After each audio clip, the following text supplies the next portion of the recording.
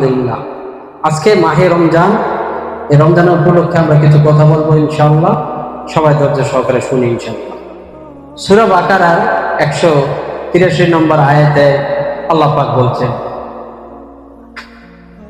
ইয়া আইয়ুহাল্লাযীনা আমানু কুতিবা আলাইকুমুস সিয়াম কামা কুতিবা আলাল্লাযীনা মিন ক্বাবলিকুম লাআল্লাকুম তাত্তাকুন।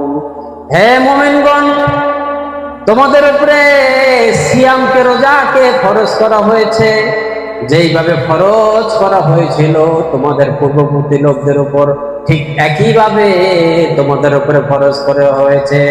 ইয়া আইয়ুহাল্লাযীনা আমানু কুতিবা আলাইকুমুস সিয়াম কামা কুতিবা আলাল্লাযীনা মিন ক্বাবলিকুম লাআল্লাকুম তাত্তাকুন। চিৎকার মেরে বলেন সুবহানাল্লাহ। আমার আল্লাহ বলেন, হে মুমিনগণ, তোমাদের উপরে রোজাকে ফরজ করা হয়েছে, যেইভাবে ফরজ করা হয়েছিল তোমাদের পূর্ববর্তী লোকদের উপর, ঠিক একইভাবে তোমাদের উপরে ফরজ করা হয়েছে।